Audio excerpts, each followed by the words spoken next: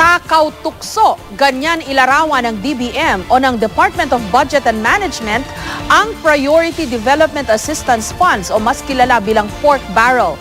Kaya kasunod ng di manoy 10 billion pesos scam kung saan nadadawit ang ilang mambabatas, mas hihigpitan na raw ng DBM ang mga patakaran sa paggamit ng pork barrel.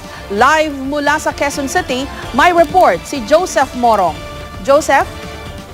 Jessica, maghihigpit na nga raw ang Department of Budget and Management doon sa paggamit ng PDAF, yung Priority Development Assistance Fund o mas kilala natin sa pangalan na pork barrel. Ilan lamang sa gusto nilang gawin ngayon ay yung paglalantad ng buong amount ng PDAF doon sa General Appropriations Act at pati na yung paghingi ng accreditation doon sa mga non-government organizations galing sa DSWD.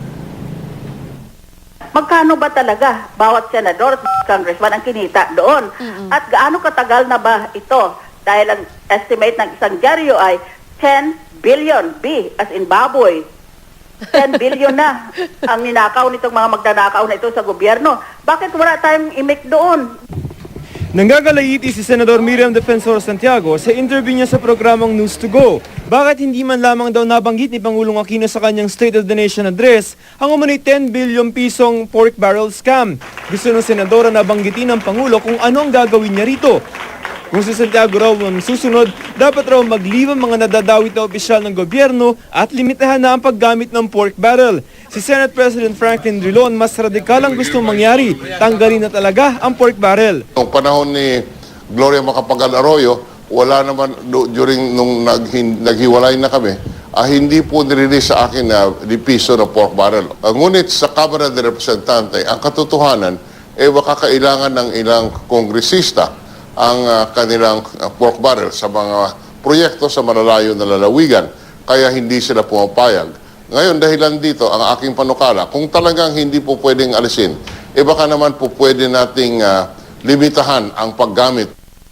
Ayon mismo sa Department of Budget and Management o DBM, takaw tukso ang pork barrel. Kaya nga gusto nila ngayon higpitan ang paggamit ng pondong ito. Sa isinumitin nilang budget proposal sa Kamara kahapon, nakalantad na ang kabuuang halaga ng pork barrel. Naka-line item na ang 25 billion pisong pork barrel.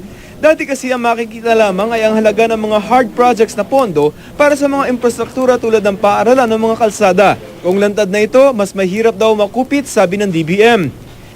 Ang nakalagay lang noon nung kami pumalit, yung soft portion lang. Pero yung hard infra, nakapaloob dun sa budget ng DPWH, DOTC, mga ibang pwedeng DA. Kaya nung kami humalili, gumawa na kami ng linya talaga. Ilan pa sa gusto mangyari ng DBM, gagasasin lamang ng mga mambabatas ang pork barrel nila sa kani-kanila mga distrito. Bukod dito, papahigpitan daw nila ang pagbibigay ng pondo sa mga non-government organizations o NGO dahil kung totoo raw ang aligasyon ng whistleblower sa pork barrel scam, ito ang mga nagiging pitaka ng mga kawatan. Hindi lahat na lang ng NGO pwede. At ang aming pinapanukala ay yun lamang na accredited ng DSWD. Hinihintay na lamang daw ng DBM ang investigasyon ng DOJ sa pork barrel scam at kung makikitang may ilan lamang na mga implementing agency ang karaniwang sangkot sa pagkupit ng pork barrel, hindi na ito bibigyan ng pera.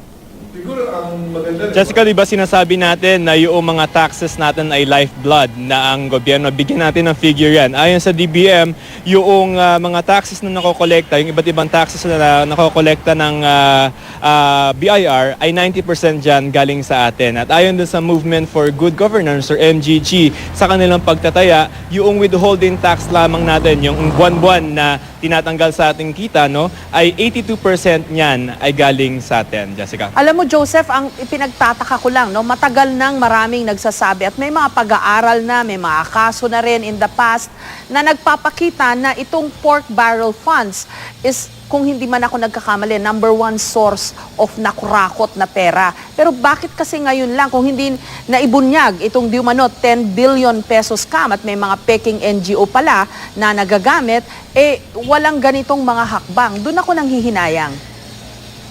Yun nga, Jessica, ang sinasabi ng DBM sa atin kanina kasi di ba may mga proposals na i-abolish na to. So tinanong natin yung DBM kung agree sila dito. Number one, titingnan daw muna nila yung extent ng problema. Baka kasi isang konting distrito lang to or hindi naman masyadong laganap yung ganong racket. Baka daw parang ang kaso niyan is you're burning down the house in search for rat. Yung ganong metaphor, no? Pero ang kakaiba kasi dito sa pork barrel according to the DBM kasi may iba naman na distrito na may napupuntahan naman talaga. Ibig sabihin, madali yung pag-access sa pera at may napupuntahan. But then again, kailangan nga siguro na i-overhaul yung pag-iisip natin whether yung PDAF ay mas nakakatulong or hindi na, Jessica. Okay, at kailangan ba kasing padaanin yung perang yan sa mga mambabatas na sila rin ang nag-a-approve ng national budget? Parang dun pa lang may conflict of interest na di ba? At saka, it's not as if we have a shortage of officials from the executive branch na mag-i-implement na mga proyektong kailangan ng ating mga kababayan. Kasi sabihin na natin walang corruption na mangyayari dyan sa pork barrel. Pero the fact na dadaan itong perang to o itong pondong to, may say itong mga congressmen o senators sa kung saan ito gagastusin, that's also patronage politics. Siyempre, hindi maalis yung pagduda na baka ilagay nila yung pera dun sa mga distrito kung saan sila nanalo nung eleksyon o dun sa marami silang supporter. Yung mga kaaway nila, hindi nila bibigyan ng proyekto. Hindi, depende yan sa pangangailangan ng bayan. Hindi ba? Tama yan. Ganyan yung posisyon, no? Ganyan yung gusto mangyari. Nung tanda mo kung nakausap natin itong si Professor Leonor Briones, no? Tinatanong natin kung i-abolish mo yung pork barrel, what is the alternative? Sabi niya, there should be no alternative. Kasi dapat para walang nakawin, wag mong bigyan ng perang nanakawin.